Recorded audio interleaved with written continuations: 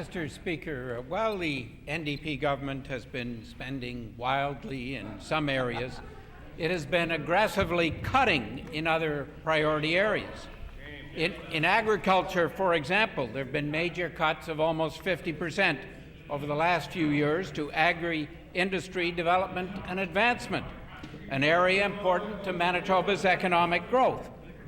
I ask, what other priority areas of our economy will the NDP government be slashing this year, or will the government try to hide the information by not bringing in a budget? Mr. Speaker, we're so eager to get up today, Mr. Speaker, that but I do want to just remind the House, as we stated earlier on yesterday, Mr. Speaker, that on March the 8th we're going to be presenting a fiscal update to this House, Mr. Speaker, and I want to just make a reference to the Liberals and the Liberal leader, Mr. Speaker, who joins us as well, the member for River Heights. He's forced to do the bidding of his Liberal leader. And I do feel sorry for him, Mr. Speaker, as the Liberal leader moves the Liberal Party, Mr. Speaker, to the hard right.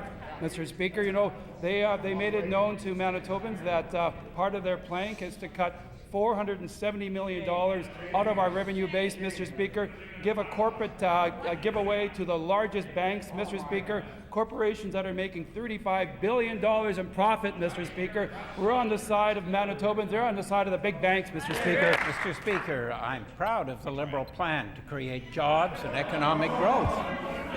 Mr. Speaker, what the NDP say on the environment, for example, certainly doesn't match their actions. The government has made drastic cuts to budgets for environmental issues, including big cuts to water stewardship, to biodiversity and land use, to parks and regional services. Indeed, over 90% of the agri-environment budget has been cut by the NDP government over the last 4 years. I ask the NDP, are they going to continue their lip service and hypocrisy on environmental issues while cutting deeply into the necessary resources this coming year as well? Or will they hide because they don't bring in a budget? Well, thank you, Mr. Speaker, and I thank the member for the question. Gives me the opportunity to put the Liberal record on the environment on the table here. And a function of the environment is climate change, Mr. Speaker, and climate change is playing out by floods and so forth, and this government steps up when it comes to mitigating that flood, addressing those infrastructure needs. The Liberal Party, their platform states that they will not proceed with infrastructure works to mitigate flooding until such time in the future, the indefinite future, when the budget balances. They don't care about Aboriginal people in this province. They don't care about flooding. They don't care about climate change. They don't care about the mitigation necessary to address climate change. That's the Liberal platform on environment. Thank you, Mr. Speaker. I have no comment on the bizarre outburst that we've just heard.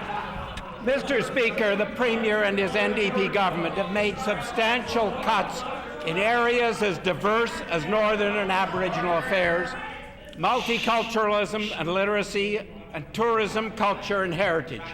The Premier has been slicing and dicing. One thing is clear, these areas are not a priority for the Premier's so-called investments. I ask, does the NDP government plan to continue to slash investments in these vital areas and neglect them, as it has done in the last several years?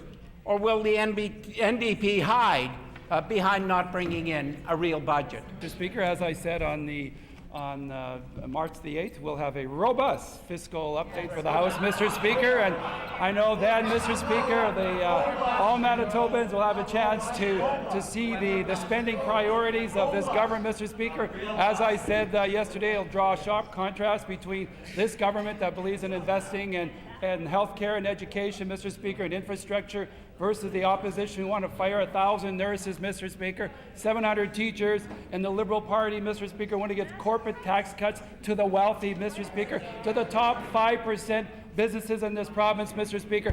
$471 million tax giveaway, Mr. Speaker, to the banks that are making $35 billion in profit, Mr. Speaker. This government believes in small business. That is why, Mr. Speaker, small business, they're the generator of jobs in this economy. That is why we're the first and only province in Canada to have eliminated the small business tax. That member voted against it, Mr. Speaker.